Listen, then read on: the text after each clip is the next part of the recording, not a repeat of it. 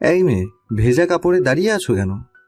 1.5 ঘন্টা বৃষ্টিতে ভিজে হসপিটালে পৌঁছালো উষসী। ঠান্ডায় থরথর করে কাঁপছে সে। তার দৃষ্টি এদিক সেদিকে লুটপাট চালাচ্ছে। সে হাতের ইশারায় সামনে থেকে দেখালো। সামনে থাকা ব্যক্তিটি অত্যন্ত বিরক্ত হয়ে বলল, ভেজা কাপড় নিয়ে সামনে যাওয়া যাবে না, চেঞ্জ করে আসবে। অভিরাজের কথাকে পুরোপুরি উপেক্ষা করে করিডোর দিয়ে ছুটে চলল কিশোরী। এক মুহূর্তের জন্য বোকা বনে গেল ছেলেটা। পরপর হাঁক ছেড়ে ডাকতে লাগলো, গার্ড, গার্ড, কোথায় আপনারা? হসপিটালে কি হচ্ছে এসব? অভিরাজের কণ্ঠ পেয়ে হন্তদন্ত হয়ে ছুটে এলো দুজন গার্ড। ব্যস্ত হয়ে শুধালো, কি হয়েছে স্যার? আপনাদের চোখ কোথায় থাকে? ভেজা কাপড় নিয়ে একটা মেয়ে হসপিটালে ঢুকে গেল, আর আপনারা বসে বসে ঝিমুচ্ছেন। সরি স্যার, গেটের কাজটা অনেক বেশ ছিল, তাই দেখতে পাইনি আমরা। নেক্সট যেন এমন কিছু না হয়। এটা একটা হসপিটাল, চিড়িয়াখানা নয়। মেয়েটাকে খোঁজার ব্যবস্থা করুন। কথা শেষে লম্বা কদমে চলে এলো অভিরাজ। এমনিতেই আজ মেজাজ গরম, তারপর আবার এইসব কাণ্ড। উন্মাদের মতো ছুটে চলেছে ঔষসী। তার আচরণ খেহারা মাছির মতো। সব যেন শেষ হয়ে এসেছে। চুল থেকে টপটপ করে পানি ঝরছে। পরনে হাঁটুসম ফ্রকটা শরীরের সাথে লেপটে আছে।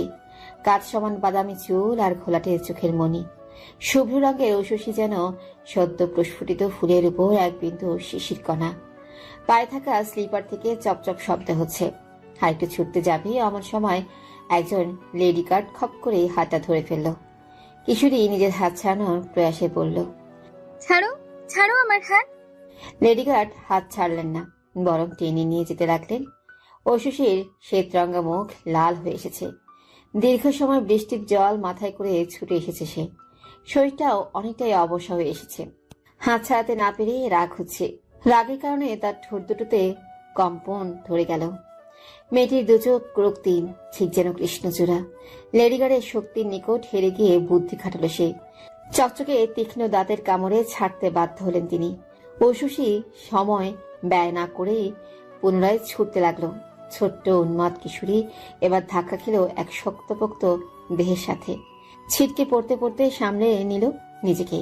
রাগে দুঃখে দুটি চোখ ভরে উঠেছে নোনা জলে। কিছু বলবে অমন সময় মিউ মিউ আওয়াজটা কানে এলো। সব রাগ উবে গেল যেন। ছোট্ট দেহটিকে নাড়িয়ে পাশ ঘুরে তাকালো। পর মুহূর্তে একরাশ আনন্দে এসে ভর করলো তার চোখে মুখে। অত্যন্ত আনন্দের সাথে ডাকলো, কোকো, কোথায় হারিয়ে গেছিলে তুমি? অভিরাজ বোকার মতো তাকিয়ে। ক্ষণে ক্ষণে অবাক হচ্ছে সে। হসপিটালে বিড়াল ঢুকে গেছে। লেডিগার্ড ছুটে এসে বললেন, স্যার, এই তো মেয়েটা। শয়তান মেয়ে আমায় কামড়ে পালিয়েছে। শয়তান শব্দটি কানে এলো ঐশীর। সে তার কোকো নামক বিড়ালের শরীরে হাত বুলিয়ে দিচ্ছিল। কি বাজে তুমি! লেডিগার্ড অত্যন্ত বিরক্ত হয়ে কিছু বলতে যাবে অমনি থামিয়ে দিল অভিরাজ। চোখের ইশারায় চলে যেতে বলে সামনে তাকালো। ঐশী ছোট্ট সাদা বিড়ালটিকে নিয়ে খেলতে শুরু করেছে। বিড়ালটিও পরম আদরে শুয়ে আছে। অভিরাজ হুট করেই ধমকে উঠল। এই মেয়ে, পাগল তুমি? পাগল শব্দটি ঐশীর কানে পৌঁছাতেই খেপে গেল সে। আপনি পাগল। হোয়াট? দ্বিতীয়বারের মতো অভিরাজকে উপেক্ষা করে চলে গেল ঐশী। মেয়েটির এসব কাণ্ডে চরম বিরক্ত সে। কিছুটা এগিয়ে পুনরায় পিছিয়ে এলো মেয়েটি। তার ভেজা চুলগুলো কানের পিঠে গুজিয়ে নিয়ে শুধালো, বের হবো কি করে? পৈশাচিক আনন্দ পেল অভি। মেয়েটিকে এত সময় পর ঠিকঠাক খেয়াল করলো। রোগা পাতলা গরনে বাচ্চা এক মেয়ে, দেখতে অনেকটা বেবি ডলের মতো। কানে শোনেন না আপনি? রেগে গেল অভিরাজ। কানে শুনে না মানে কি? যেভাবে এসেছো সেভাবে চলে যাও। কোন দিক দিয়ে এসেছি মনে নেই তো? বের হবার রাস্তা বলেন। পারবো না। কেন? আমার ইচ্ছে। পরপর জবাবে রাগ হলো ঐশী। এসির হাওয়া এসে তার শরীর আরো শীতল করে তুলছে। সে বুঝতে পারছে এই মুহূর্তে হাঁচি উঠবে।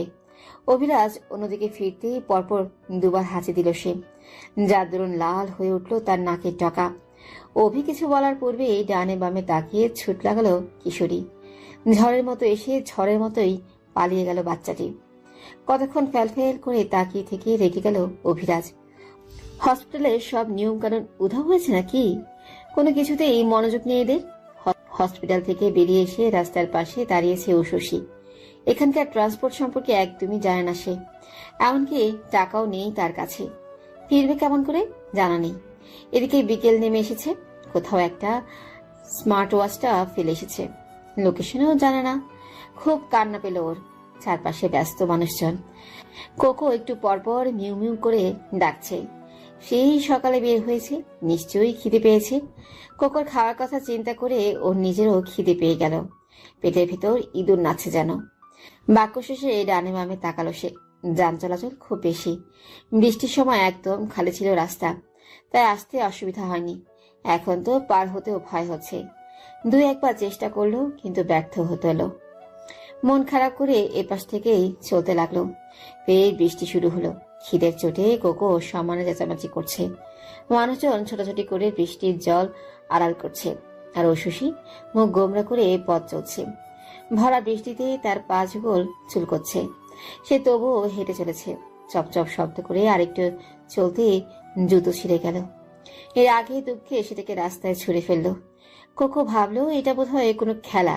সে লাফানোর প্রয়াস করতেই নরম হতাশ কণ্ঠে বলল ঐশী। ওটা আর কাছে লাগবে না কোকো, জানি না ফিরবো কেমন করে। কোকো কি বুঝলো কে জানে। অত্যন্ত আবেগী সুর তুলে দুবার মিউ মিউ ডাকলো। একটুখানি হাসে ঐশী হাত বুলিয়ে দিল। সূর্য প্রায় নেমে এসেছে, আকাশ কিছুটা লাল আভায় মিশে গেছে। পরিবেশ খুব সুন্দর লাগলেও ঐশীর মনেই বিষাদ। সে কি করে বাড়ি ফিরবে বুঝতেই পারছে না। এদিকে আরো কয়েকবার হাঁচি দিল। শীতে কুকড়ে গেছে কোকো। মায়া হচ্ছে খুব। বাস স্ট্যান্ডগুলো খালি পড়ে আছে, একটা মানুষের দেখা নেই। তবে কিছু নেড়ি কুকুর রয়েছে, দু একটা ঘেউ ঘেউ শব্দ করে ডাকছে। ঐশী নজর ঘুরালো। তার শরীর অবশ মনে হচ্ছে। উদাস দৃষ্টিতে তাকিয়ে রইল ইট কংক্রিটের বৃষ্টি ভেজা রাস্তাতে। সন্ধ্যার আজান পড়ে গেছে। এবার ঐশীর খুব কান্না পেল। সে হয়তো কেঁদেই ফেলতো। ঠিক তখনই একটা সুন্দর মেয়ে ডাকলো। বাবু, এখানে বসে আছো কেন? ঐশী নজর ঘুরালো। শরীরে অ্যাপ্রন দেখে বুঝলো মেয়েটি ডাক্তার। সে কিছু বলতো, তবে পেছনে থাকা পুরুষটিকে দেখে চুপসে গেল। বেয়াদব লোকটার কপালে ভাঁজ পড়েছে। বোঝাই যাচ্ছে কতটা বিরক্ত সে। তুমি তো কাঁপতে শুরু করেছো, এভাবে জ্বর হবে। কিছু বলো বাবু। ঐশী কিছু না বলেই উঠে হাঁটা লাগালো। অভি রাগ মিশ্রিত কণ্ঠে বলল। দেখলি, নাম্বার ওয়ান ঘাড়তেরা। তুই বেশি করছিস, ও তো একটা বাচ্চা। বেশি বকছি না, আস্ত বেয়াদব। অভি প্লিজ, মেয়েটা হয়তো ভয় পেয়েছে। ভয়? হাহ, ওর মধ্যে কোনো ভয় নেই, বরং অন্যকে জ্বালিয়ে দেওয়ার ক্ষমতা রাখে। লাবণ্য কথা বাড়ল না। পায়ের গতি বাড়িয়ে ঐশী পথ আটকালো। তুমি রাগ করেছো? এবারও কথা বলল না ঐশী। অভি তাচ্ছিল্য হাসল। ভয় পাচ্ছ? না, তাহলে? পথ ছাড়ো। কিন্তু তোমাকে দেখে মনে তো হচ্ছে রাস্তা চিনো না, বারবার একই জায়গায় ঘুরপাক খাচ্ছ। চিনি। আমার দিকে তাকাও। কেন? তুমি কি হারিয়ে গেছো? না, তাহলে? কিছু না। হাঁপিয়ে উঠল লাবণ্য। মেয়েটি আসলেই খাটতেরা, কিন্তু এভাবেও ছেড়ে দেওয়া যায় না। ততক্ষণে অভিও চলে এসেছে। বাচ্চা হলে কি হবে, তেজ দেখেছিস?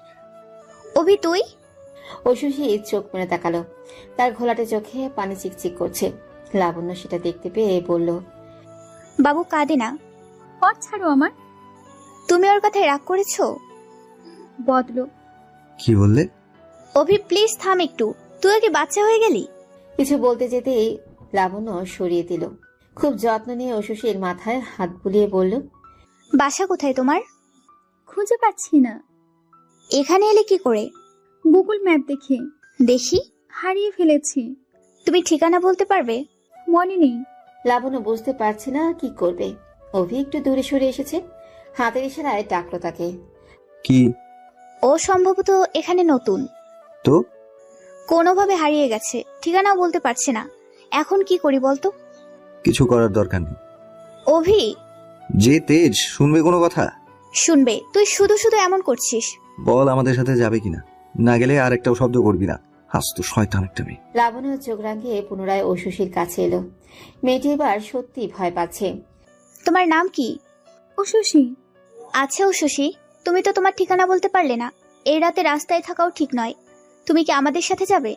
ঐশী ঠিক সিদ্ধান্ত নিতে পারছে না। এদিকে অভি বিরক্তি নিয়ে তাকিয়ে। মেয়েটি খুব রাগ হলো। এই লোকটাও যাবে? হ্যাঁ। যাব না। কেন? লোকটা বাজে। খেপে গেল অভিরাজ। টেনে নিয়ে যেতে লাগলো লাবণ্যকে। অশুষের নাকের ডগা লাল হয়ে গেছে। তার খুব অসহায় লাগছে। সে কোকোকে কোলে তুলে নিয়ে সামনের দিকে ছুটতে লাগলো। এদিকে লাবণ্য অভিরাজের সাথে তর্ক জুড়ে দিল। পাগল হয়ে গেলি তুই? আমি না, তুই পাগল হয়ে গেছিস। এমন তেজওয়ালা মেয়েকে কোথায় নিবি তুই? বাচ্চা একটা মেয়ে। শুধু বাচ্চা না, বল বদমেজাজি বাচ্চা। সে যাই হোক, তুই বোঝার চেষ্টা কর। একা একটা মেয়ে রাস্তায় ঘুরে বেড়ালে পরের দিন অবধি ঠিক থাকবে? এতক্ষণে টনক নড়ল অভিরাজে। সে তবু বিরক্ত হয়ে বলল। যা ইচ্ছে কর। লাবণ্য সামনে ঘুরে দেখলো মেয়েটি আগের জায়গায় নেই। ভ্রু কুচকে গেল। কোথায় গেল মেয়েটা? কোথায় গেল মানে? নেই তো। চারপাশে নজর বুলালো অভিরাজ। সত্যি কোথাও দেখা যাচ্ছে না। এবার সত্যি ভয় হচ্ছে ওর। রাত হয়ে এসেছে। বৃষ্টির মধ্যে কোথায় চলে গেল মেয়েটা? সোডিয়ামের আলোতে ইটের রাস্তাটাকে বড় সুন্দর লাগছে। চারপাশে বৃষ্টির জলে পরিচ্ছন্ন হয়ে গেছে। গাছের পাতাগুলো যেন প্রাণ ফিরে পেল। হালকা বাতাসে দু এক বিন্দু পানি পড়ছে। তারই পাশে চুপচাপ বসে আছে ঔশসী। কোকো পাশেই খেলছে। ভীষণ মন খারাপের চোটে ঔশসীর শুভ্র মুখটা বিবর্ণ হতে শুরু করেছে। টানা দুটি চোখ যেন প্রাণহীন। এদিকটা পুরোপুরি নির্জন। অনেক সময় পরপর দুই একটা মানুষ চলছে। বৃষ্টির চোটে কিছু গাছের ডাল ভেঙে পড়েছে। ভয়াবহ অবস্থা। রাতের আধারেও আকাশের মেঘলা অবস্থা বোঝা যাচ্ছে। খানিক বাদে বোধহয় আরো শক্তিশালী বৃষ্টি নেমে যাবে। শরীরের কাপড় শরীরেই শুকিয়ে এসেছে। এখন আর অত শীত লাগছে না, সয়ে গেছে। মাথাটা নিচু করে পা দিয়ে মাটি খুঁড়ছিল। এই সময় একটা ডাক ভেসে এলো। উশসী? নিজের নাম শুনতে পেয়ে আগন্তুকের পানে তাকালো মেয়েটি। অভি দ্রুত পায়ে ছুটে এসেছে। ঠিক আছো? এমন করলে কেন বলো তো? পুরো 2 ঘন্টা ধরে খুঁজে যাচ্ছি। ঐশী একটা কথাও বলল না, এমনকি রাগও দেখালো না। কোকো মিউ মিউ করছে। অভি বিড়ালটিকে তুলে নিল। বৃষ্টি নেমে আসবে, আসো আমার সাথে। ঐশী উঠল না, আগের মতোই বসে রইল। একটু এগিয়ে এসে অভিরাজ বলল। আসো, লেট হয়ে যাচ্ছে। এবারও উঠল না মেয়েটি। অভিরাজের রাগ হলো না। সে মেয়েটির হাত ধরে উঠিয়ে নিল। সরি। হুট করে সরি বলাটা আশা করেনি ঐশী। সে বিস্ফোরণ নিয়ে তাকালো। অভিরাজ হেঁটে চলেছে। আকাশ থেকে উঠল। কোকো মিউ মিউ করছে। চলতে চলতে লাবণ্যকে কল করলো। লাবণ্যের সাথে কি কথা হলো জানে না ঐশী। এই মুহূর্তে তার মিশ্র অনুভূতি হচ্ছে। আসলে কি যাওয়া ঠিক হবে? বাচ্চাটিকে দেখতে পেয়ে লাবণ্য যেন প্রাণ ফিরে পেল। 2 হাতে ঝুরিয়ে বলল। এত রাগ করলে চলে বাবু? জানো কি ভয় পাচ্ছিলাম। সরি। ঠিক আছে, মন খারাপের কিছু নয়। অভির কথায় কিছু মনে করো না। প্রথমবারের মতো মানুষটার নাম জানতে পারলো ঐশী। অভি কোকোকে গাড়ির ভেতর বসিয়ে দিল। তারপর লাবণ্যের সাথে কিছু বলতে লাগলো। ঐশী ফিরেও তাকালো না। তার পেটের ভেতরটা ভীষণ ভাবে লাফাচ্ছে। ক্ষুধায় মরে যাবে যেন। উশসী, বাবু উঠে এসো। অন্য মানুষকে ঐশী শুনতেই পেল না। অভি নেমে এসে বলল। গাড়িতে ওঠো। কোকো গাড়ির ভেতর উষ্ণতা পেয়ে পরম যত্নে শুয়ে আছে। হাত বুলিয়ে দিল ঐশী। হঠাৎ উষ্ণতা পেয়ে তারও ভীষণ ভালো লাগলো। খিদে পেটেই ঘুমিয়ে পড়ল সে। ঐশীর ঘুম ভাঙলো হর্নের শব্দে। অভিরাজ বিরক্ত হয়ে বলছে। এই মানুষগুলোও না এভাবে জটলা কেন করেছে? অ্যাক্সিডেন্ট হয়েছে সম্ভবত। দেশে ট্রান্সপোর্টে যা অবস্থা, দিনকে দিন দুর্ঘটনা বেড়েই চলছে। অভিরাজ গাড়ি ঘুরিয়ে নিল। জানালা দিয়ে বাইরে তাকিয়ে রইল ঐশী। একটা ট্রাকের সাথে প্রাইভেট কারের সংঘর্ষ ঘটেছে। কে জানে গাড়িতে থাকা মানুষগুলোর কি অবস্থা। মৃদু বাতাসে ঐশীর কাঁধ অব্দি চুলগুলো উড়ে যাচ্ছে। হা হয়ে বাইরে তাকিয়ে আছে সে। মাত্র 1 সপ্তাহ হয়েছে বাংলাদেশে এসেছে সে। বাইরে সেভাবে বের হওয়া হয়নি। সকালে কোকোকে নিয়ে খেয়েছিল। কোকো কোনোভাবে হারিয়ে গেল। মেয়েটির কি যে কান্না।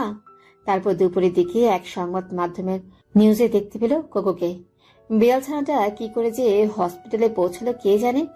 কোকো আবার হারিয়ে যেতে পারে এই ভয়ে লোকেশন নিয়ে বৃষ্টির জল মাথায় করে ছুটে চলে এসেছিল।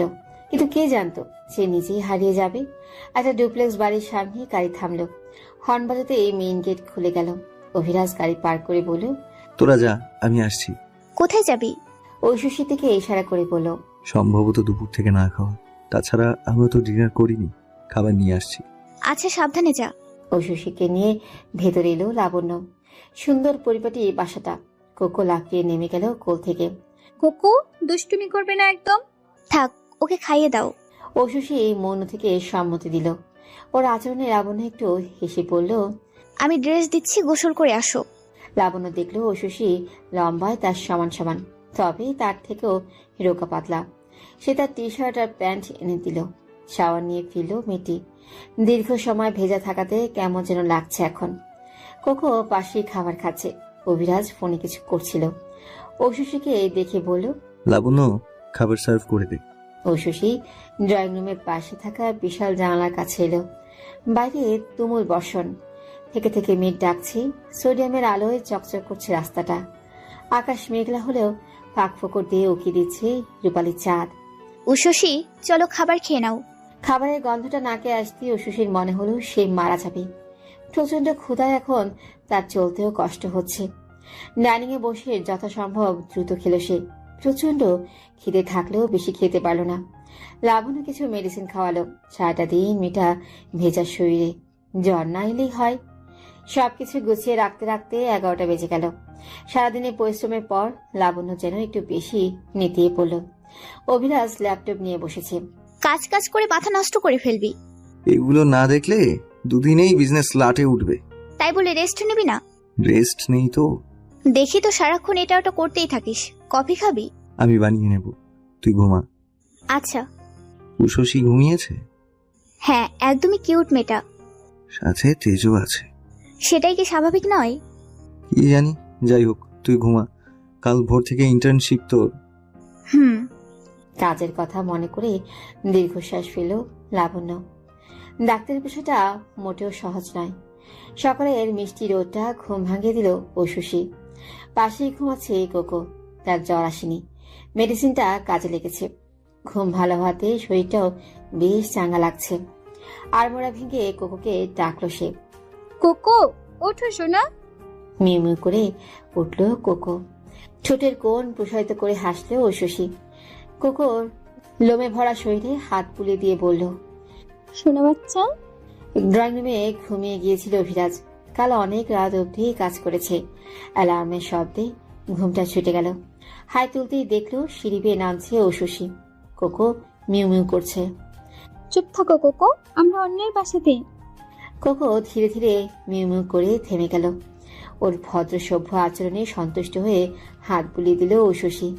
নিচে নামতেই অভিকে দেখতে পেল সে। গত রাতে খাওয়ার সময় একবারও দেখা হলেও কথা হয়নি। Good morning Ushasi. Good morning. Abhiraj এগিয়ে এলো। ঐশীর থেকে কোকোকে করে তুলে বলল, ওর নাম কি? কোকো। কে রেখেছে? আমি।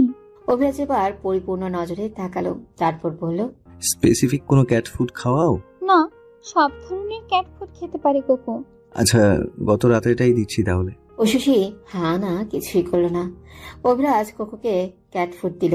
ততক্ষণে চারপাশে নজর বুলালো ঐশী। বাড়িটার আকৃতি সম্পর্কে ধারণা করতে পারল না। শুধু মনে হলো এই বাড়িতে নিয়মিত থাকে না কেউ।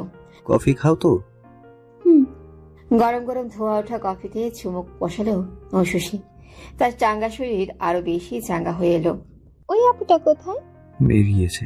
এত সকালে? হুম। মন খারাপ করে ফেললো সে। একটা দীর্ঘশ্বাস লুকিয়ে কোকোর কাছে এলো। কোকো মজা করে খাচ্ছে। ওকে দেখেই মিউ মিউ ডাকতে লাগলো। কাল আপনি ওকে গোসল করিয়েছেন? হুম। Thank you. একটু বেশি অবাক হলো অভিরাজ। এই তো কালকে সেই অহংকারী বদমাস মেয়েটাও থ্যাঙ্কস বলতেও জানে। কোকো, কি করছো তুমি? ঐশী জিন্স ধরে টানছে কোকো। সে বাইরে যাওয়ার জন্য পাগল হয়ে গেছে। ঐশী তখনই তাকে কোলে তুলে বলল, এমন করছো কেন? মিউমিউ করে ডাকলো কোকো। ঐশী বুঝলো বাইরে যেতে যাচ্ছে। অভিরাজ ল্যাপটপ নিয়ে বসে পড়েছে। ভীষণ কাজ তার। ঐশী এক পলক তাকিয়ে হেসে পড়ল। চলো। অনেকক্ষণ ল্যাপটপে ডুবেছিল অভি। শরীর অবশ হয়ে এসেছে। হাত পা নাড়ানোর সময় খেয়াল হলো ঐশী নেই। শুরুতে বিশেষ কিছু ভাবল না সে। নাস্তার সময় হয়ে এসেছে। সে মৃদু স্বরে ডাকলো, উশসী, ডাইনিং এ এসো, নাস্তা করবে। জবাব নেই। অভিরাজ আরো কয়েকবার ডেকেও যখন শব্দ পেল না, তখন চারপাশে খুঁজতে লাগলো। খুঁজতে খুঁজতে বেরিয়ে এলো। গার্ড, উশসীকে দেখেছো? উশি মানে? একটা বাচ্চা মেয়ে, 13-14 বছর বয়সী হবে, সাথে একটা সাদা রঙের বিড়াল। ওহো, একটু আগেই তো বের হলো। আমি ভাবলাম প্রতিবেশী হয়তো। গার্ডের কথায় গলা শুকিয়ে এলো অভিরাজের। সে 1 সেকেন্ডও দেরি না করে বেরিয়ে পড়ল। তন্ন তন্ন করে খুঁজতে লাগলো চারপাশে। গত রাতের বৃষ্টিতে চারপাশ জ্যাম হয়ে এসেছে। একদম মানুষজন নেই। রাস্তায় গাছের ডালপালা পড়ে আছে। বৃষ্টির পানিতে আশপাশগুলো ভরে উঠেছে। কাদা পানির ওপর দিয়ে ক্ষিপ্ত গতিতে ছুটতে লাগলো সে। ভেতরটা জ্বলে যাচ্ছে। রাগ হচ্ছে নিজের উপর। এতটা কেয়ারলেস সে। কোকো বড্ড দুষ্টুমি করছে। ও সুশি হাঁপিয়ে উঠল। সে কোমরে হাত গুজে দিয়ে বলল, তোমায় রেখে চলে যাবো কোকো? তুমি বড্ড জ্বালাচ্ছ। কোকো পাত্তাই দিল না। সে যেন পরিবেশটাকে ভীষণ ভালোবেসে ফেলেছে। হুট করে এই কাদার মধ্যে লাফিয়ে উঠল। পুরো শরীর মেখে গেল কাদা জলে। ছুটে এসে ধরল ও সুশি। অত্যন্ত বিরক্ত হয়ে কাঠকলায় বলল, কোকো, তোকে আমি খুব মারবো। তুই এটা কি করলি?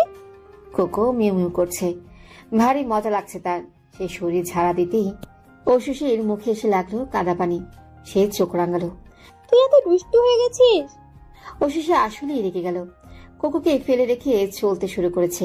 কোকো মিউ মিউ করে ডাকলো। ও সুশি সাড়া না পেয়ে সেও এলো পেছন পেছন।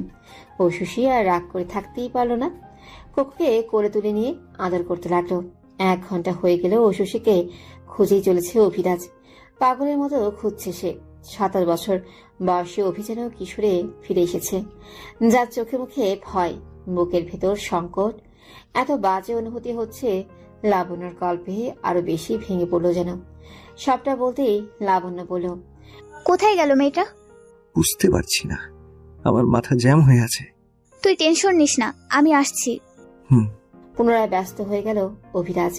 তার পা চলছে না। হাত পা ঝিম ধরে গেছে। মনে হচ্ছে বুকের ভেতর ভীষণভাবে ক্ষত হচ্ছে। বাচ্চা একটা মেয়ে। রাস্তাটা কিছুটা পরিচিত মনে হলো ও সুশীল। সে এখনো তেমন কিছুই খেয়াল করেনি। তুমি কি রাস্তাটাকে চিনতে পারছো কোকো? কোকো জবাবহীন। ও সুশী ভালো করে ঘুরে ঘুরে দেখছে। মনে হচ্ছে এর আগেও আমি এসেছি, কিন্তু বুঝতে পারছি না। কোকো মিউ শব্দ করলো। ও সুশীর পায়ে স্লিপার। সম্ভবত অভিরাজের, কারণ তার পায়ের থেকে বেশ বড় জুতোটা। কিছু সময় পর ও সুশীর খেয়াল হলো সে রাস্তা চিনতে পারছে না। যেদিকে যাচ্ছে অপরিচিত মনে হচ্ছে। কোন রাস্তা দিয়ে এসেছে মনে নেই। সে ব্যস্ত হয়ে পড়ল। কয়েকবার চক্কর দিয়েও লাভ হলো না। সামনে একটা পার্ক দেখা যাচ্ছে। একটা মানুষও নেই সেখানে। ও সুশী সেখানে এলো। কোকো লাফিয়ে নেমে গেল কোল থেকে। কোকো, আমরা আবার হারিয়ে গেলাম। এতে অবশ্য কোকোর যায় আসে না। সে আপন মনেই মেতে আছে। ও সুশী বেঞ্চে এসে বসলো। তার নিজের উপর রাগ হচ্ছে। এতটা হেলা না করলেও পারত। অভিরাজের এই মুহূর্তে মনে হলো ও সুশীকে না দেখতে পেলে শেষ হয়ে যাবে। এত কষ্ট হতে লাগলো তার। বাচ্চা মেয়েটির কথা ভাবতেই ওর হার্টবিট বেড়ে যাচ্ছে। এমন অভিমানী মেয়ে কারো খপ্পরে পড়ে গেলে সর্বনাশ হয়ে যাবে। কাউকে যে বলবি তারও জোর নেই। মেয়েটার নাম বা গড়নের বর্ণনা ছাড়া আর কিছুই তো জানে না সে। এমনকি একটা ছবিও নেই। ছবি না তোলার জন্য নিজেকে ইউজলেস মনে হচ্ছে। একটা ছবি তুলে রাখলে কি হতো? ফোনের রিঙে ধ্যান এলো ওর। লাবণ্য কল করেছে। অভি, কোথায় তুই? মেইন রোডে আছি। ফিরে আয়, উশসীকে পেয়েছি। কোথায় পেয়েছিস? বাচ্চাদের পার্কটাতে। ভাগ্যিস বাইরে নজর রেখেছিলাম। বাড়ি ফিরে ঐশ্বর্যকে সোফায় বসে থাকতে দেখলো অভিরাজ। প্রচন্ড রাগ হলো তার। এক প্রকার ধমকে উঠল। ঐশ্বর্য এবার সত্যি ভয় পেয়েছে। বসা থেকে দাঁড়িয়ে গেছে। Are you silly? আমি অবাক হচ্ছি একটা মানুষ কি পরিমাণে অদ্ভুত হতে পারে। ভদ্রতা তো বহু দূরের কথা, অ্যাটলিস্ট বলে তো যাবে। বাইরে যাবেই যখন গাড়িনেও থাকা যেত, কিন্তু না, চিন্তা না দেওয়া অবধি শান্তি নেই। ইউজলেস একদম। লাবণ্য কিচেন থেকে ছুটে এলো। অভিরাজকে রেগে যেতে দেখে বেশ ভয় পেয়েছে ঐশ্বর্য। কাঁপছে তার শরীর। অভি, এভাবে বলিস না। আর সাফাই দিস না লাবণ্য, আমি পাগল হয়ে যাচ্ছি। এমন ফালতু মেয়ে জন্মে দেখিনি আর। ওকে সাথে আনাই ভুল হয়েছে। রাগের চোটে শরীর কাঁপছে অভিরাজের। মুখে জোয়াল উঠানামা করছে। দিবানটাকে ধাক্কা দিয়ে উপরে উঠে গেল। সেদিকে তাকিয়ে অসহায় শ্বাস ফেলল লাবণ্য। ঐশ্বর্য একইভাবে দাঁড়িয়ে আছে, নড়ছে না অব্দি। ঐশ্বর্য সে কখন থেকে জানালার কাছটায় বসে আছে। পেট বৃষ্টি হতে শুরু করেছে। কোকো পাশে বসে মিউমিউ করছে। একটুও ধ্যান নেই তাতে। ওর দৃষ্টি বাইরের কাছে। সেখানে একটা পাখির বাসা। মা পাখিটা ছানাগুলোকে জড়িয়ে আছে, তারই পাশে বাবা পাখিটা বসে। সে হয়তো খাবার খুঁজতে যাবে। বৃষ্টি থামার অপেক্ষা করছে। অভির মাথা ঠান্ডা হয়নি তখনও। লাবণ্য এসে বলল, তুই যে কি অভি, কি করেছি? এভাবে না বললেও পারতি। অভিরাজের থেকে উত্তর মিলল না। লাবণ্য পাশের চেয়ারটাতে বসে পড়ল। মেয়েটা একদম শান্ত হয়ে গেছে। ভালো হয়েছে। তবু ওভাবে বলা ঠিক হয়নি তোর। জানিস কতটা চিন্তা লাগছিল আমার? তুই জানিস আমি আমার দায়িত্বটাকে কত গভীরভাবে দেখি। বুঝেছি, তবে সবাই তো এক হয় না অভি। তাছাড়া এই বয়সটা ছেলে মানুষই করেরই। অভিরাজ এবারও উত্তর করল না। লাবণ্য কিছু সময় থেকে চলে গেল। অশুষির হালকা বাদামি চুলগুলো বাতাসে ভেসে বেড়াচ্ছে। হাঁটুর সময় ফ্রকে তাকে একটু বেশি সুন্দর লাগছে। মেয়েটা অনেকটাই অদ্ভুত। তার স্বভাবে মায়ের ছোট্ট ছানা ছানা ভাব রয়েছে। অভিরাজ দেখলো অশুষি নড়চড় নেই, কেমন যেন থমকে গেছে। ওর গিল্টি ফিল হলো, সত্যি বেশি বলে ফেলেছে। তবে তখন এত রাগ হচ্ছিল। সে কথা ভেবে দীর্ঘশ্বাস নামালো। সে অত্যন্ত নরম কণ্ঠে বলল, বৃষ্টি দেখছো? অশুষি নিশ্চিত শুনতে পেল, তবে জবাব দিল না। অভি খুব বুঝতে পারল বাচ্চাটার হৃদয়ে অভিমানের পাহাড় জমেছে। সে দোলনার অপর পাশটায় বসল। হেঁটে এক চুলো নড়ল না মেয়েটি। কোকোর বয়স কত? এবারও উত্তর নেই। অভি খুব বুঝতে পারছে অভিমানের পাহাড়টা আকাশে গিয়ে ঠেকেছে। তার সত্যিই খারাপ লাগছে, কিন্তু যা হয়ে গেছে তা তো হয়েই গেছে। সেসব তো চাইলেও বদলানো যাবে না। অশুষির পাশে বেশ কিছু সময় বসে রইল অভিরাজ। প্রতিটা মানুষের শরীরে একটা ঘ্রাণ থাকে। অশুষির শরীর থেকে কেমন বেলি ফুলের মতো সুবাস আসছে। কোমল বাচ্চা মেয়েটার হাতের খুব নিকটে রয়েছে তার বড় হাতটি। অভিরাজ হাত সরিয়ে বলল, সরি, আর কখনো ওভাবে বলবো না। তখন এত রাগ হচ্ছিল তাই বলে ফেলেছি। সরি তো আমার বলা উচিত। তুমি কষ্ট পেয়েছো? আমি তো অভদ্র, ইউজলেস। নিজের গালে ঠাস করে চড় দেওয়ার ইচ্ছে হলো অভিরাজের। সত্যি সত্যি কাজটি করতো সে যদি না পাশে অশুষি থাকতো। উশুশি, প্লিজ ফরগিভ মি। আমার এভাবে বলা উচিত হয়নি, রাগের বসে বলে ফেলেছি। বাচ্চা মেয়েটা নজর ঘুরিয়ে ফেলল। তার চোখ জ্বালা করছে। এই মুহূর্তে কথা বলতে পারছে না সে। অভিরাজের বুকের ভেতরটা কেমন ধিমধিম করছে। মেয়েটি কি কাঁদছে? এই পৃথিবীতে যার বৃষ্টি ভালো লাগে না তার মতো অভাগা আর কেউ নেই। অভি, লাবণ্যর ডাকে ঘোর ভাঙল অভিরাজের। মেয়েটার চোখ দুটো সিক্ত। সাদা রঙের শাড়িতেই তাকে বেশ সুন্দর লাগছে। অভিরাজ একই ভঙ্গিতে বসে রইল। লাবণ্যর বুকটা ক্ষণে ক্ষণে পুড়ে যাচ্ছে, জ্বালা করছে গলার কাছটা। আর কতদিন নিজেকে কষ্ট দিবি তুই? জানি না। তুই তো বলতি কারোর জন্য কখনো জীবন থেমে থাকে না, তবে তুই কেন থেমে গেলি অভি? এই প্রশ্নের উত্তর নেই অভিরাজের। তার দৃষ্টিতে শূন্যতা। বুকের ভিতরটা কেমন হুহু করছে। লাবণ্য ডুব করে কেঁদে উঠল। তবুও নড়ল না অভিরাজ। এসবে অভ্যস্ত সে, ভীষণ ভাবে অভ্যস্ত। অতীত। সরি উশুশি, আমি একটু বদমেজাজি, হয়তো হুট করে রেগে যাই। প্লিজ আমাকে মাফ করে দাও। মাফ করবো না। গোমরা হয়ে এলো অভিরাজের মুখটা। সে কখনো কারো কাছে মাফ চায়নি, অথচ এই বাচ্চা মেয়েটি তাকে জ্বালিয়ে দিচ্ছে। অভি রাগ হলো। পর মুহূর্তে একটা দীর্ঘশ্বাস ফেলে বলল, তাহলে কি করব বলো? কিছু না, চলে যান। উশুশি, কথা বলবো না। হাই রে বাচ্চা। আমি বাচ্চা নই। তাহলে বুড়ি? সেটাও নই। তাহলে? জানি না, আপনি আমাকে বিব্রত করছেন। খিটমিটে হাসলো অভিরাজ। শশী পুরো নজর দিল এবার। কোকোকে কোল থেকে নামিয়ে বলল, খিদে পেয়েছে। হাসু। সকালে তেমন খেতে পারেনি শশী। তার পূর্বের অভিরাজ তাকে বেশ বকাঝকা করেছিল, তাই এখন খেতেটা একটু বেশি।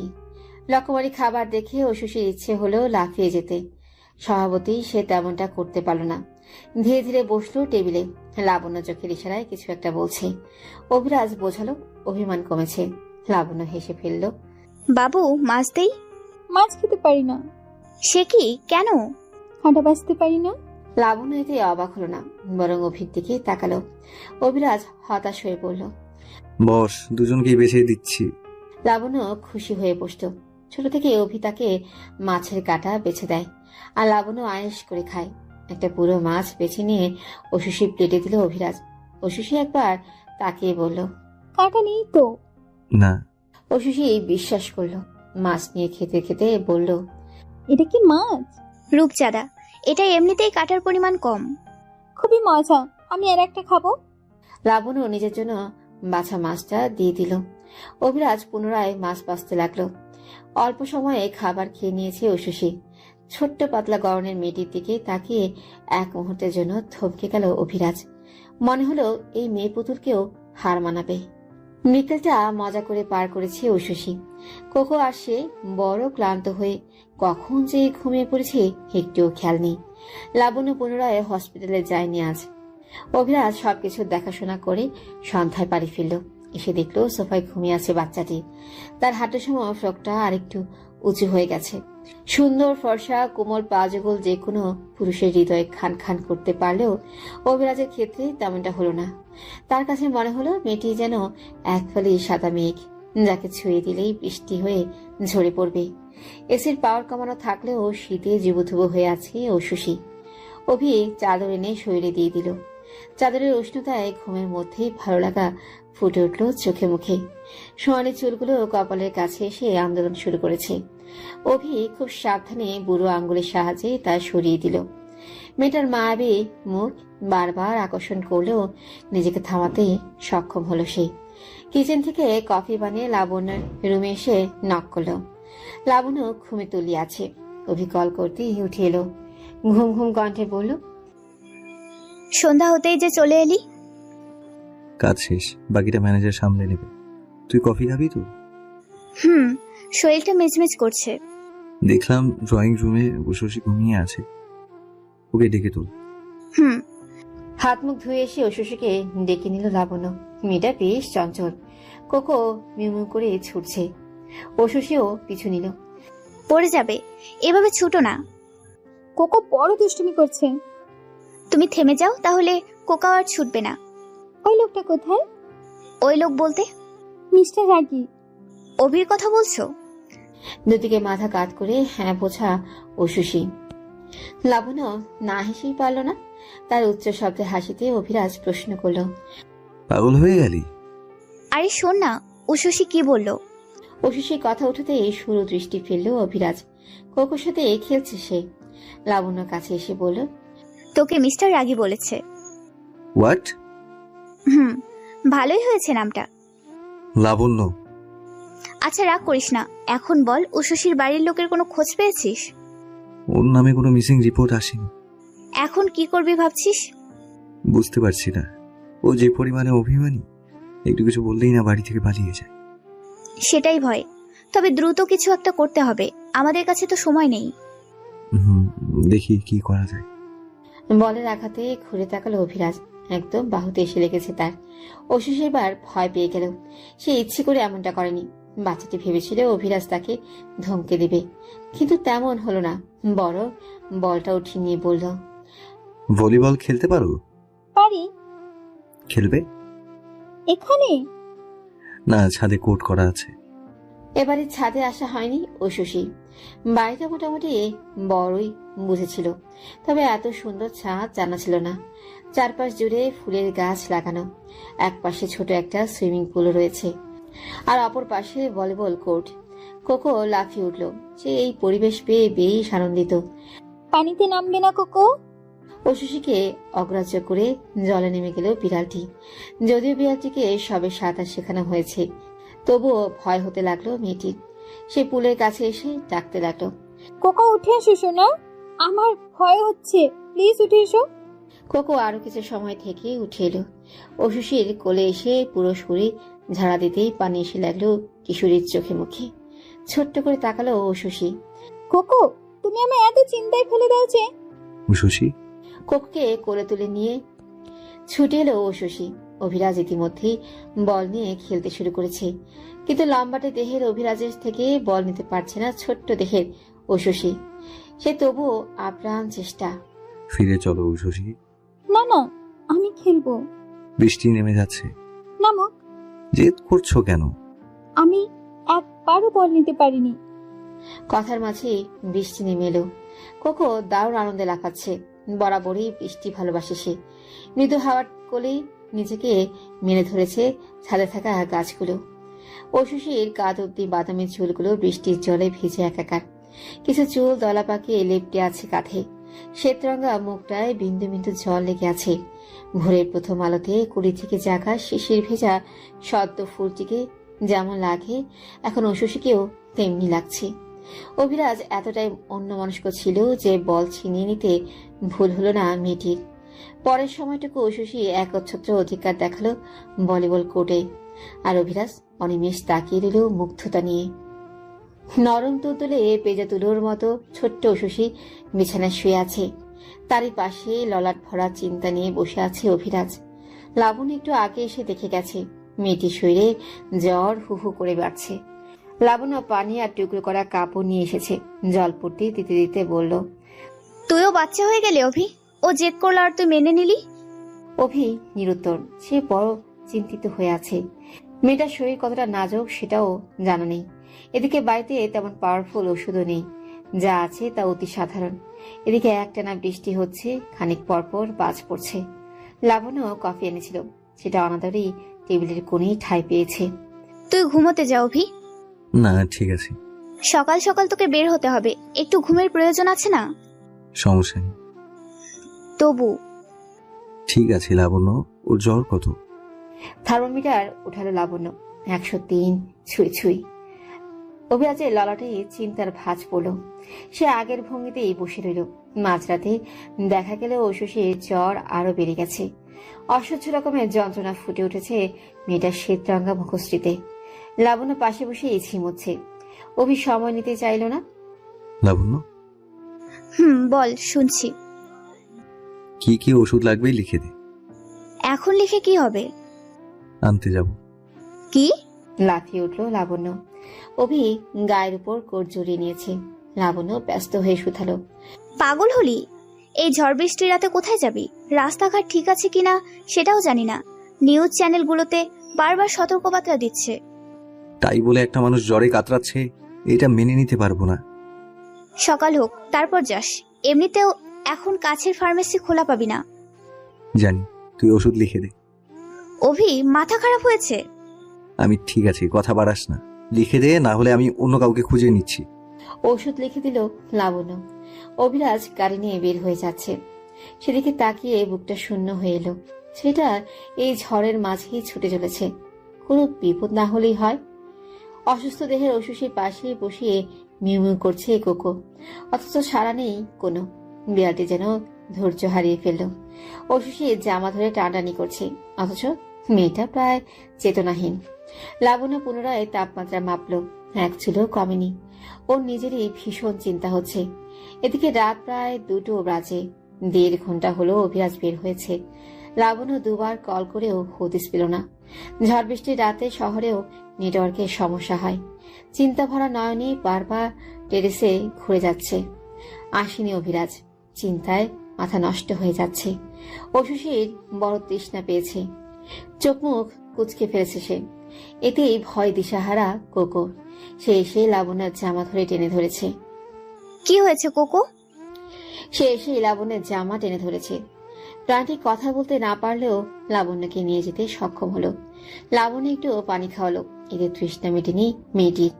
ও হৃদয় এখনো ভীষণ উত্তপ্ত, ভীষণ যন্ত্রণা বইছে শরীরে। লাবণ্য কপালে হাত বুলিয়ে দিচ্ছে, তবে বেশি সময় হাত রাখা যাচ্ছে না। জ্বরের প্রকোপে একদমই নেতিয়ে পড়েছে মেয়েটা। খানিক বাদে গাড়ির হর্ন শোনা গেল। বুকের ভেতর ছ্যাদ করে উঠেছে। লাবণ্য দ্রুত নেমে এলো। অভিরাজের শরীর ভিজে একাকার। এ কি, তুই তো পুরো ভিজে গেছিস। 1 কিলো পায়ে চলতে হয়েছে, রাস্তা ব্লক হয়ে আছে। চেঞ্জ কর দ্রুত। উশসীর জ্বর কতটুকু? আগের মতোই। ওষুধগুলো ধর, খাইয়ে দে, আমি আসছি।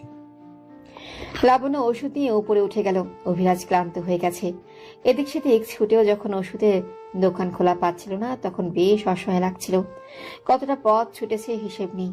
ঐশীকে ওষুধ খাইয়ে দিয়েছে লাবণ্য। মেয়েটার ছোট্ট শরীর এখন কম্বলের নিচে যুবথুবু হয়ে আছে। পাতলা গরনে মেয়েটাকে দেখলে যে কারো মায়া হওয়ার কথা। লাবণ্যের ঠোঁটে একটু হাসি এলো। মেয়েটা তার থেকে বয়সে অনেক ছোট হলেও রূপ লাবণ্যের দিক থেকে ঢের এগিয়ে। ঘামে ভিজে গেছে ঐশীর দেহ। অভিরাজ পাশে বসেই কাজ করছিল। একটু পরপর নজর বুলাচ্ছিল। তখনই দেখতে পেল কপালে বিন্দু বিন্দু ঘাম। লাবণ্য ঘুমিয়ে জল। অনেক ক্লান্ত সে, তবুও ডাকলো অভিরাজ। লাবণ্য বেশ ছটফট করে বলল, কি হয়েছে অভি? সব ঠিক আছে তো? উশসীর শরীর? বাক্যটি শেষ না করে শশীর কপালে হাত রাখলো সে। দেখতে পেল ঘাম দিয়ে জ্বর নেমেছে, কিছুটা স্বস্তি পেল। এদিকে প্রায় ভোর নেমে এসেছে। তুই ঘরে গিয়ে রেস্ট নে, আমি ওর শরীর মুছিয়ে দিচ্ছি। লাবণ্য শশীকে ডেকে তুলল। মেয়েটা বেশ ক্লান্ত, নিজে থেকেই কিছুই করতে পারছে না। তবু যখন লাবণ্য জামাটা খুলতে গেল, বাধা দিল। একটা লজ্জা কাজ করছে তার। ওর কাণ্ডে হেসে ফেলল মেয়েটি। ওর নজর বুঝে বলল, অভি চলে গেছে। জামা বদলিয়ে গোসল করে এসেছে শশী। শরীরে শক্তি নেই এক বিন্দু। খোকো চাদরের নিচে ঘুমোচ্ছে। লাবণ্যেরও বেশ ঘুম পাচ্ছে। যদিও কাল ডিউটি নেই, তবুও এখন ঘুমানোর জন্য চোখ তাড়া দিচ্ছে। পাশে শুয়ে পড়েছে সে। কিছু সময় পর ভালো লাগলো শশীর। শরীরে একটু জোর পেতেই কোকোকে করে তুলে নিল। মিউমিউ করলো কোকো।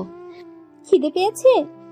সম্মতি জানাতেই বোধ হয় বিড়ালটি আবারও মিউমিউ করলো। লাবণ্যকে ডাকতে ইচ্ছে হলো না। এত সময় ধরে ওর যত্ন নিয়ে সবে ঘুমিয়েছে। সে নিজেই বেরিয়ে এলো। ড্রয়িং রুম পেরিয়ে কিচেনে যেতেই দেখতে পেল সুঠাম আর বিশাল দেহের অভিরাজকে। তার উদান পিঠের সৌন্দর্য দেখে শশীর কিশোরী হৃদয় কম্পন ধরে গেল। সে সঙ্গে সঙ্গে নজর ঘুরিয়ে নিল। ড্রয়িং রুমে এসে অপেক্ষা করতে লাগলো। খানিক যেতেই অভিরাজের পায়ের আওয়াজ শুনতে পেল। কোকো খিদের চোটে ডেকে চলেছে। শুনেন, নজর না ঘুরিয়ে কথাটা বলল শশী। তার বাচ্চা কণ্ঠে এমন ডাক বড় অদ্ভুত শোনালো। অভিরাজ একটু অবাক হয়ে পড়ল। তুমি নেমে এলে যে? কুকুর খিদে পেয়েছে। দিচ্ছি। শরীর কেমন লাগছে এখন? ভালো। কিছু খাবে? অল্প কিছু। স্যুপ? আচ্ছা। ইনস্ট্যান্ট স্যুপ আর ক্যাট ফুড নিয়ে হাজির হলো অভিরাজ। জানালার মিররে অভিরাজকে দেখতে পেল শশী। এবার তার দেহ অনাবৃত নয়। কোকো, এদিকে আয় তো। কোকোকে নিয়ে গেল অভিরাজ। খাবার খেতে দিয়ে শশীর জন্য স্যুপ আনলো। Thank you. বাহ, তুমি আজকাল হুটহাট থ্যাংক ইউ বলছো। আজকাল কি? আপনার সাথে দেখাই তো হলো গত পরশু। মাঝে একটা দিন গিয়েছে। এই সময়েই যতটুকু চিনেছি, এতে করে ছোট বিষয়ে থ্যাংক ইউ বলার মতো বাচ্চা তো নও। আমি বাচ্চা নই। তো মিস বুড়ি, আপনার বয়স কত? 15। হো হো করে হেসে উঠল অভিরাজ। একটা 15 বছরের বাচ্চা মেয়ে নিজেকে বড় বলে দাবি করছে। ইউ নো হোয়াট, আমার 3টা ফ্রেন্ড লিভ ইন করে। তাহলে আমি কি বাচ্চা? লিভিনের কথা শুনে চোখ বড় বড় হয়ে গেল অভিরাজের। শশী স্যুপ খেতে খেতে বলল, আপনি আর আপু কত বছর ধরে লিভিনে আছেন? প্রথম কথাটা যতটা আশ্চর্য করেছিল তার থেকেও বেশি বিরক্ত করলো শেষ কথাটি। অভি বেশ শক্ত কণ্ঠে জবাব দিল, আমরা লিভ ইনে নি। তো? লাবণ্য আমার কাজিন। ও আচ্ছা, আমি ধরতে পারিনি। শশী পুনরায় 1 চামচ স্যুপ মুখে দিল। অভিরাজ হতাশ হয়ে বলল, মাত্র 15 বছর বয়সে লিভ ইনও বুঝে গেছো? এটা স্বাভাবিক। আমাদের কান্ট্রিতে মেনস্ট্রুয়েশনের পরপরই লিভিন শুরু হয়ে যায়। 8-9 বছর থেকে এইসব বিষয় বেশ জ্ঞানী হয়ে ওঠে। কিছুটা বিস্মিত হলো অভিরাজ। গত 2 দিন এতটা খোলামেলা কথা বলেনি মেয়েটি। তুমি বাংলাদেশের নও? না, আমি বাই ব্রন ইউরোপিয়ান। আমার পাপা স্লোভেনিয়ার আর মম বাংলাদেশি। এত সময় পর কথাগুলো বুঝে এলো অভির। সে বেশ মনোযোগী হয়ে বসলো। তুমি দেখতে তোমার মায়ের মতো হয়েছো। জানি না ঠিক। এত ভালো বাংলা পারো কি করে? মম আর পাপা দুজনেই বাংলায় কথা বলতো। তোমার পাপা না স্লোভেনিয়ার? কিন্তু দীর্ঘদিন বাংলাদেশে ছিল, তাই বাংলায় কথা বলতে পারতো। বুঝলাম। তোমরা বাংলাদেশে কবে এসেছো? 9-10 দিন হবে। প্রথমবারের মতো এসেছি, অথচ হারিয়ে গেলাম। সমস্যা নেই, তুমি যদি পাসপোর্টে ইনফরমেশন দিতে পারো তাহলে আমি তোমার ফ্যামিলিকে খুঁজতে পারবো। ঠিক আছে। বলেই মুখটা মলিন করে ফেললো মেয়েটা। অভিরাজ এগিয়ে এসে বলল, মম পাপাকে মনে পড়ছে? উহুম, তাহলে আপনাদের সাথে আমার আর দেখা হবে না। এই বাক্য পুরো সকাল জুড়ে যন্ত্রণা দিল অভিরাজকে। কেন দিল জানা নেই, তবে কথাটা মাথা থেকে যাচ্ছিলই না। বারবার মনে হচ্ছিল নরম তুলতুলে পেঁজা তুলোর মতো তেজি মেয়েটির সাথে আর কখনো দেখা হবে না। যেমন করে হুট করে এসেছিল, আবার হুট করেই চলে যাবে। স্মৃতি হয়ে রয়ে যাবে শুধু বৃষ্টি ভেজা আলাপন। বারান্দায় ঘুমিয়ে পড়েছিল অভিরাজ।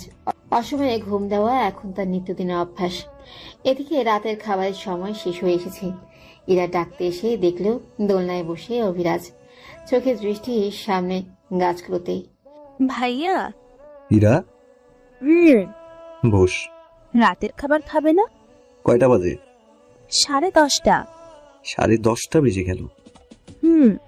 সারাক্ষণ তো নিজেকে আড়াল করে রাখো, সময়ের দিকে কি আর খেয়াল থাকে? তোরা বেশি ভাবিস। এর জন্যই তো বিগত 5টা বছর ধরে নিজেকে এভাবে পোড়াচ্ছ। ইরার কণ্ঠে হতাশা। অভিরাজ উঠে এসে ফ্রেশ হতে গেল। ভাইয়ের ঘরের অবস্থা দেখে তার কষ্ট হলো। অভিরাজ যতক্ষণ না বের হলো ততক্ষণ কাবার্ড গুছিয়ে ফেল ইরা। তুই এগুলো গোছাতে গেলি কেন? কাউকে তো আসতে দাও না তোমার ঘরে, তাই কাভারটা গুছিয়ে দিলাম। সবাই খেয়েছে? না, রোজ রোজ কেন বসে থাকে? কারণ তোমায় সবাই ভালোবাসে ভাইয়া।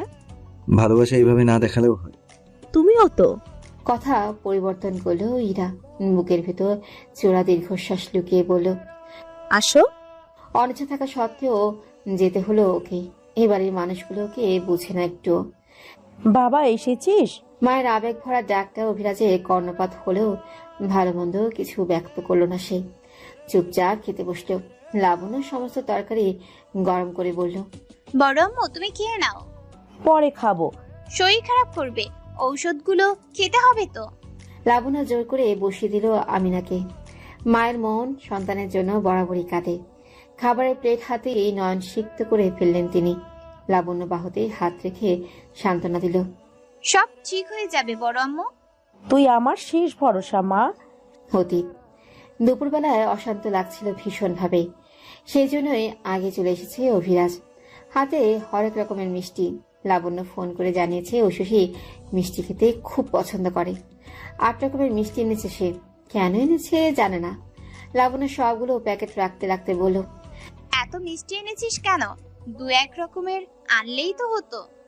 এমনি এনেছি, যতগুলো রাখার রেখে দে, বাকিগুলো পথ শিশুদের দিয়ে আসবো। কথাটা শুনতে পেয়ে ঐশী বলল, আমিও যাব। ঠিক আছে। বিকেলবেলা লাবণ্য আর ঐশীকে নিয়ে বের হলো অভিরাজ। লাবণ্য ফ্রন্ট সিট থেকে একটু পরপর পেছনে তাকাচ্ছে। ঐশী বেশ আনন্দের সাথে চারপাশ দেখছে।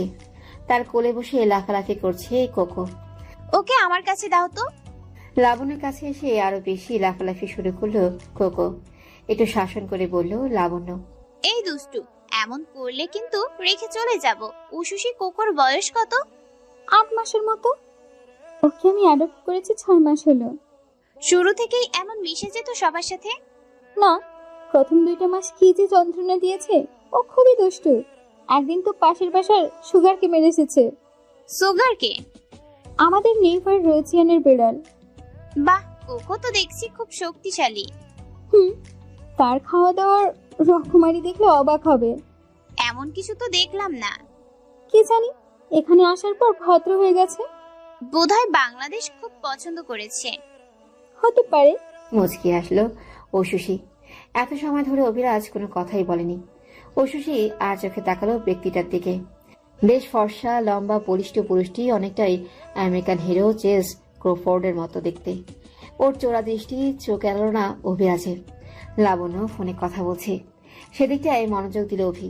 লাবণ্যের মুখটা মলিন হয়ে এসেছে, হতাশা তার দৃষ্টিতে। কি হয়েছে? ইমার্জেন্সি, হসপিটালে যেতে হবে। গাড়ি ঘোরাচ্ছি। না না, তোরা যা, আমি উবারে চলে যাব। ঠিক আছে, সাবধানে যা। তোরাও সাবধানে যাস। উশুশি ফিরে এসে দেখা হচ্ছে। নিজের খেয়াল রেখো বাবু। তুমিও। লাবণ্য হাত নাড়িয়ে চলে গেল। ঐশী এখনো পেছনটায় বসে আছে। কোকো লাবণ্যের সিট দখল করে রেখেছে। সামনে এসে বসো। আমার এখানেই ভালো লাগছে। কিন্তু আমার লাগছে। কেন? আমি কারো ড্রাইভার হতে চাই না। ওসব ফালতু কথা। তর্ক না করে সামনে আসো। আপনি পেছনে আসেন। তাহলে গাড়ি চালাবে কে? তুমি? আমি। তুমি ড্রাইভ করতে জানো? অনেক আগে থেকেই। শিওর? করে দেখাই। ওকে, বাট সাবধানে। ঐশী নেমে এসেছে, তার মুখটা হাসি হাসি। আপনি নামেন। সাবধানে ঐশী। এত চিন্তা করছেন কেন? আমি খুব ভালো ড্রাইভ জানি। বিশ্বাস করেই ড্রাইভিং এ বসতে দিল অভি। সত্যি খুব ভালো ড্রাইভ করতে পারে ঐশী। ওর চালানো দেখে নিশ্চিত হয়ে বসলো অভিরাজ। তুমি খুব অ্যাডভান্স। আমাদের কান্ট্রিতে সবাই খুব অ্যাডভান্স। কিন্তু তোমাদের বাঙালি নারীর কিছু গুণ রয়েছে। কেমন? এই যে হুট করে অভিমান করো, 15 বছরের বাচ্চা হলেও কখনো কখনো 6 বছরের বাচ্চা হয়ে যাও, আর অনেকটা আদরে। ওর কথা মনোযোগ দিয়ে শুনলো শশী। কে বলবে কয়েকদিন পূর্বে এই ব্যক্তিটার সাথে ভীষণ ঝগড়া হয়েছিল। দুজন যেন হুট করে বন্ধুর মতো হয়ে গেল। বিষয়টা কল্পনা করে মৃদু হাসলো শশী। আমার মম খুব ভালো রান্না জানে, অথচ আমি কিচ্ছু পারি না। শিখে নেবে। কোকো ঘুমিয়ে পড়েছে। অতিরিক্ত ছোটাছুটির পর বিড়ালটি ঘুমাতে পছন্দ করে। অভিরাজ পুনরায় ড্রাইভিং এ বসেছে। শশীর খোলা বাদামি চুলগুলো হালকা সমীকরণে দোল খাচ্ছে। বাইরের দিকটায় নজর পড়তেই চেঁচিয়ে উঠল শশী। Stop the car! কি হলো? আমি এই জায়গাটা চিনি। চিনো মানে? আমার বাসার কাছে এটা। তৎক্ষণাৎ গাড়ি থামালো অভিরাজ। শশী ফট করেই নেমে গেল। পেছন পেছন এলো অভি। কুকুর ঘুম ছুটে গিয়েছে, মিউ মিউ শব্দ করে ডাকছে। এখানটায় এসেছি আমি, মম নিয়ে এসেছিল ফেয়ারে, ঘুরেছিলাম আমরা। কোন দিক থেকে এসেছিলে তোমরা? সামনের দিক থেকে। চলো খুঁজে বের করি। উত্তেজিত হয়ে পড়ল শশী। সে আগে আগে ছুটতে শুরু করেছে। অভিরাজ ঈষৎ শব্দে বলল, থামো, গাড়িতে করে যাই, এভাবে অনেক সময় লাগবে। পুনরায় গাড়িতে উঠে এলো ওরা। শশী চারপাশে নজর বুলাচ্ছে। হালকা হালকা চিনতে পারছে সে। বুকটা ধুকপুক করছে। ওর হৃদস্পন্দন যেন শুনতে পেল অভিরাজ। পানি খাও। পানি খেলো শশী। তারপরেই বাইরের দিকে নজর রাখলো। তার দৃষ্টি বিচলিত। আর একটু যেতে সব কেমন অচেনা হয়ে এলো। শশী মনে করতে পারছে না, এত অসহ্য লাগলো ওর। আর কি লাভ হবে না? কেন? আমি আর চিনতে পারছি না। তুমি শিওর ওখানে এসেছিলে তোমরা? হুম। মন খারাপ করো না, আমি খুব দ্রুত তোমার বাসায় খুঁজে বের করবো। ভালো লাগছে না। শশী, হুম। তোমার কি খুব মন খারাপ হয়েছে? সিক্ত দৃষ্টিতে তাকালো মেয়েটি। অভি পকেট হাতে রুমাল বের করলো। চোখ মুছো। মমকে খুব মনে পড়ছে। চিন্তা করো না। আমার খুব কান্না পাচ্ছে। এতটা অসহায় লাগলো অভিরাজের। সে হতাশ হয়ে ড্রাইভ করতে লাগলো। জানালা দিয়ে ওই নিমেষ চেয়ে আছে শশী। ওর তাকিয়ে থাকা বিষণ্ণ দৃষ্টিতে অভিরাজের মন খারাপ হলো। মনে মনে ভাবলো, খুব দ্রুত এই মেয়েটির বাড়ি খুঁজে বের করবে। পুরো সন্ধ্যা ঘুমিয়ে পার করেছে শশী। ঘুম থেকে উঠে দেখলো আকাশে মেঘ জমেছে। একটু পরপর বিদ্যুৎ চমকাচ্ছে। বসার ঘরে বসে কাজ করছে অভিরাজ। ওকে দেখে ঠোঁটের কোণ প্রসারিত করলো। ঘুম কেমন হয়েছে? ভালো। চা কফি কিছু খাবে? উহুম। বসো তাহলে। বৃষ্টি হবে? তেমনটাই তো মনে হচ্ছে। আকাশ মেঘে ঠেকে গেছে। খানিক বাদে ঝমঝমিয়ে বৃষ্টি নামলো। বড় জানালার পাশে এসে দাঁড়ালো শশী। হা হয়ে বৃষ্টি দেখছে সে। সেদিকে তাকিয়ে অভিরাজের মনে হলো মেয়েটির মন খারাপের সাথে সই পাতিয়ে কাঁদছে আসমানও। হে আল্লাহ, বৃষ্টি এত সুন্দর হতে পারে! এই বৃষ্টি নিয়ে হাজার লাইন লিখে ফেলল মন। মুহূর্তে অধৈর্যরা হাসি উঠল। শশীর হালকা শীত অনুভব হচ্ছে। তবু সে জানার গ্লাস সরিয়ে বৃষ্টি স্পর্শ করল। ঠোঁট দুটো ঈষৎ নড়ছে। বুকের ভেতরে অনুভূতিরা দোল খাচ্ছে। অভিরাজ কেমন একটা ঘুরে চলে গিয়েছিল। মেয়েটার এমন কাণ্ডে ধ্যানে ফিরল। বিরোধ করে বলল, জ্বরের কথা ভুলে গেলে? জানালা বন্ধ করতে দাও, আবার না অসুখ করে। কিচ্ছু হবে না। হবে, পরে আমায় ভুগতে হবে। ঝড়ের রাতে কিলোমিটারের পর কিলোমিটার পেরিয়ে ওষুধ আনতে হবে। কথা শোনালেন? মন খারাপের সুর নেমে এলো। কি যে অভিমান করলো মেয়েটি। অভিরাজ অবশ্য এতে নড়ল না এক চুলো। সে বৃষ্টি দেখতে লাগলো। উশুশির কি হলো? কি হবে? কিছুই না, মেয়েটা খুব জেদি। উপরে উঠে গেল, কথাও বললো না। আমি ভাবলাম আবার বকা দিয়েছিস কিনা। আমি শুধু শুধু বকা দেই না। জানি তো, তবে এই বাচ্চাকে বোঝাবে কে? লাবণ্য, একটা কথা বলতো, উশসী কি অতটাও বাচ্চা? পরিপূর্ণ কিশোরী সে, কিন্তু ওর মুখটায় একটা কিছু আছে, দেখলেই মায়া হয়। মনে হয় সদ্য জাগা ফুল। জবাবে কিছু বলল না অভিরাজ। সে দীর্ঘশ্বাস নামিয়ে বলল, খাবারের আয়োজন কর। বড় আম্মু আজ কল করেছিল। কি বললো? কবে ফিরবি সেটা জানতে চেয়েছে। বলিস সময় লাগবে। খুব প্রেসার দিচ্ছিল। উশসীর কথা কিছু বলেছিস? না, চিন্তা করবে তাই আর বলিনি। ঠিক আছে। ও ভীষণ। হুম। এখনো রেগে আছিস? না। বড় আম্মু খুব কান্না করছিল। এত ভালোবাসা দেখানোর কি প্রয়োজন? তারাই তো চেয়েছিল দূরে সরে আসি। ভুল বললি।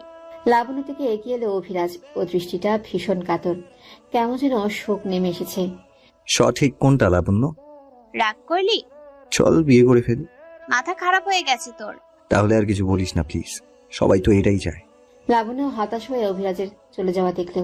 ওর বুকটা হু হু করছে। অভির প্রতি নিজের অনুভূতির কোনো নাম খুঁজে পাচ্ছে না সে। অশুষির ফোলা দুটি চোখ অভিরাজের চোখ এড়ালো না। লাবণ্যের খাবার বেড়ে দিচ্ছে। শান্ত স্থির দৃষ্টি রেখে খাচ্ছে অশুষি। তার প্লেটে মাছ তুলে দিতেই বলল, খাবো না। কেন? এমনি। সেদিন তো খুব মজা বললে। আজ মজা লাগছে না। না খেয়ে কি করে বুঝলে? জানি না। অশুষি অনেকটা রাগ দেখিয়ে বলল কথাটা। অসন্তোষ হলো অভিরাজ। তার কণ্ঠটা দৃঢ় হলো। বেশি কথা না বলে চুপচাপ খাও। বললাম তো মাছ খাবো না। জেদ করবে না উশসী। অভি, তুই চুপ কর, ওকে মাথায় উঠানো আমার উচিত হয়নি। আগুন চোখে তাকালো অশুষি। অভিরাজের চোয়াল শক্ত হয়ে এসেছে। কোকো খাবার খাচ্ছিল, কথা শুনে এদিকে চলে এসেছে। পট করে উঠে পড়লো অশুষি। কোথায় যাচ্ছ? খাওয়া হয়ে গেছে। চুপচাপ বসে খাও। খাবো না। মার খাবে তুমি? আপনি আমাকে মারবেন? প্রয়োজন হলে তাই করব। কপট রাগ হলো অশুষি। মহাশা অপমান করছে তাকে। লাবণ্য অভিরাজের হাত চেপে ধরল। কি করছিসটা কি? ও সব সময় এমন কেন করবে? তুই রাগ করিস না, আমি বুঝাচ্ছি। ওকে খাবার খেতে বল, না হলে খুব খারাপ হবে। আমি দেখছি। অশুষি অন্যদিকে ফিরে রইল। লাবণ্য অনেক বুঝিয়ে বসাতে সক্ষম হলো। অভিরাজ চুপচাপ খাবার খাচ্ছে। আপু, মিস্টার রাগিকে বলে দাও আমার ফ্যামিলিকে খোঁজার প্রয়োজন নেই। কাল সকাল হলেই আমি চলে যেতে চাই। অভিরাজ চোখ তুলে তাকালো। লাবণ্যের দৃষ্টিতে অসহায়ত্ব। মেয়েটা যেমন অবুঝ একরোখা, ঠিক তেমনি জেদি রাগী অভিরাজ। এ যেন সমানে সমানে লড়াই। কেউ কাউকে চুল পরিমাণে ছাড় দিচ্ছে না। আর যে খেলায় হার জিত নেই সে খেলা বড় দুঃখের হয়।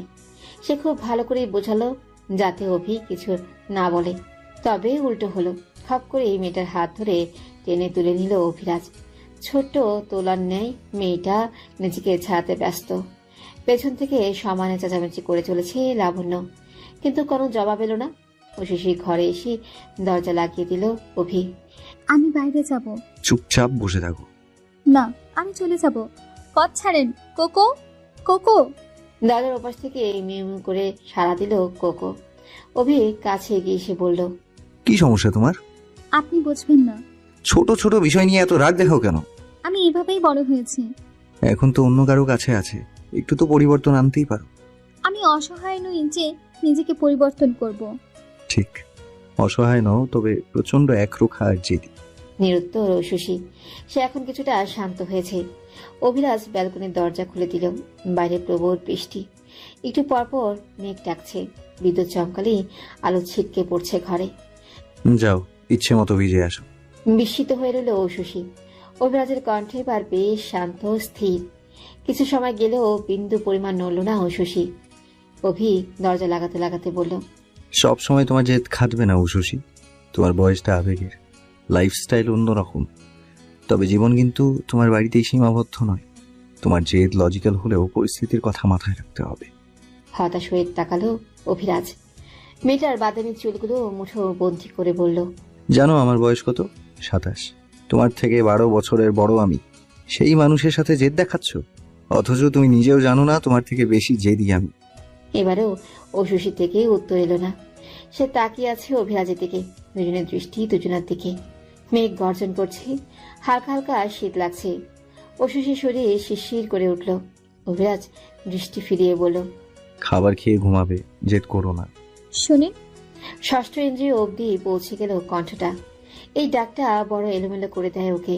অশুষি ওর মুখোমুখি হয়ে বলল, আপুকে পাঠিয়ে দিবেন, আমার একটু প্রয়োজন আছে। ঠিক আছে। বর্তমান বাড়ির সব ময়লা কাপড় লন্ড্রিতে দেওয়া হচ্ছে। অভিরাজ ভোরবেলাতে ঘুমিয়েছে। লাবণ্য ডাকতে ইচ্ছে হলো না। সেটার দিকে তাকালে কষ্ট হয় ওর। ক্লোজেট থেকে অভির ময়লা কাপড় বের করার সময় কিছু মেয়েলি কাপড় নজরে এলো। সেগুলো বের করতেই মন খারাপ হয়ে গেল। কাপড়গুলো অশুষির। মেয়েটার সব কিছু এত যত্নে গুছিয়ে রেখেছে অভিরাজ। কাপড়গুলো রাখার পূর্বেই ঘুম ছুটে গেল অভির। কি করছিস? ময়লা কাপড়গুলো নিচ্ছিলাম। ও এগুলো তো অনেক আগের, কেমন যেন হয়ে গেছে। ওয়াশ করতে দিব? না, ওগুলো রেখে দে, উশুশির গায়ের গন্ধ আছে এতে। বিপরীতে কথা খুঁজে পেল না লাবণ্য। কাপড়গুলো রেখে দিয়ে বলল, চা খাবি? নিয়ে আয়। ঘর থেকে বের হতে ইচ্ছে করে না। না, তোর এই বিষণ্ণতা কবে যাবে অভি? যতদিন না উশসীকে পাবো।